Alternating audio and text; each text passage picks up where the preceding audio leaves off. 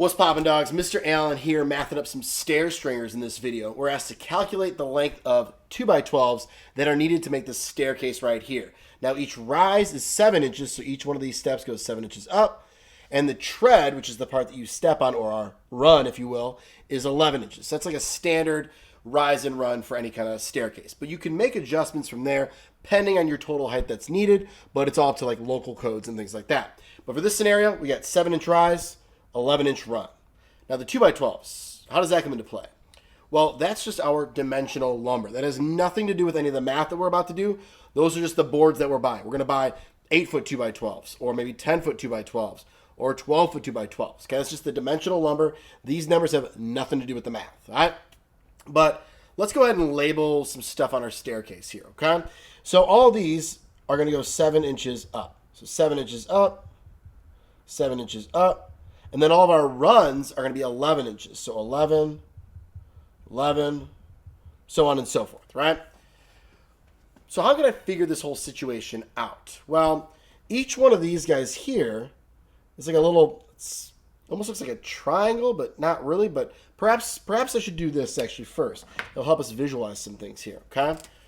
Our 2x12 that we're using here is up on end. It's on an angle right now, okay? And I'm going to outline this guy here as if it were the full board, okay? So I'm going to try and connect a lot of these points here. So this, boom, and then this end right here, so I'm going to connect that as well.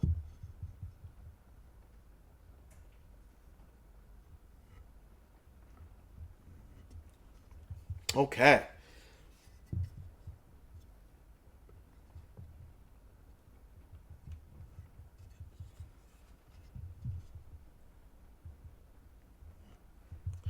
All right, so our staircase is getting cut out of this whole board right here. We're just cutting out these little triangles to make some steps. Well, what are the dimensions of those triangles? Well, we got 7 inches and 11 inches for this case, right? So I'm going to cut out a 7 by 11 triangle, rise, run, and do that process over and over again with a framing square. Line it all up, boom, put it up on an angle. We have ourselves a staircase. Pretty dope. So how do I figure out that length? Well, what if I found that hypotenuse of that little right triangle? Perhaps I draw up a triangle right now that's a little larger, and I label it right angle. Right, we want right angles for these staircases.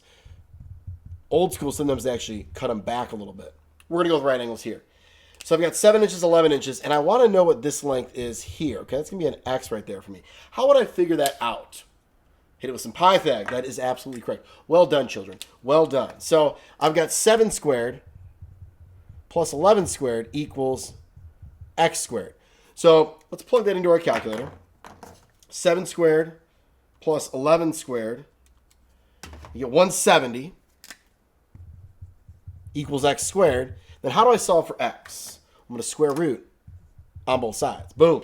So square root, the way I do that is I hit second X squared. I can either type 170 or, little trick, doesn't really matter right now because it's an easy number to type in. If I arrow it up and hit enter, it will copy it down. So in the event that I have a really messy number up there, don't want to type it in, arrow up, hit enter, copies it in. And we get 13.038. Okay. So X equals 13.038 and change. Anytime I have like a crazy decimal that I'm still going to be mathing with, because we're not done right now, I leave it with 3 decimals and a ... to say, hey, this value is in my calculator. I'm going to use the value that's in my calculator because, yo, you only round once at the very end for mathematical accuracy. All right? For this particular problem, we're doing a general estimation, so it's not as important, but as a good rule of thumb, boom, that's what we're going to do. And these are in inches right now. These are inches because I Pythagged with inches. My answer is in inches. But that's just the length for one stair. How many stairs do I have, right? I find it easiest to count the stairs up by doing all of your rises, okay? Because there is a little you get like half stairs at the top and bottom. It's a little weird, but I find it easiest to count my rises. So 1, 2, 3, 4, 5, 6, 7 stairs. So if I take that 13.038 and change, whoa, that got away from me, and multiply it by the 7 stairs, what do I get? So times 7. Notice it says ANS. It took the previous answer and multiplying it by 7, I get 91.268. So 268 and change inches. So what does that tell me? Well, that tells me the total length that I need to be able to cut these stairs out of a 2x12. Now, you could buy these actually prefabbed. You could buy them already cut out. They are way more expensive than just cutting them yourself. And in the event that you want to do like a 6.5-inch rise and 11-inch run, or a 7.25 rise and 11-inch run, you can't do that if you buy them pre-made. So when you make your own, you can customize it, all that good stuff.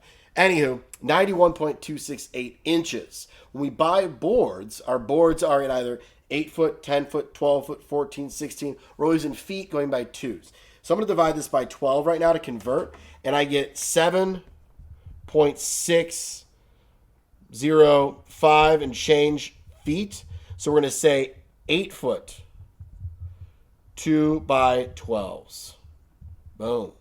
That's what I'm going to buy to make these stairs. We should have enough room for that to fit it in there. In the event that it's maybe a little too close when you're laying it out, you may have to go up to a 10-footer. But I believe you'd be able to fit this all in there in that 8-foot 2x12 there and get your full staircase made.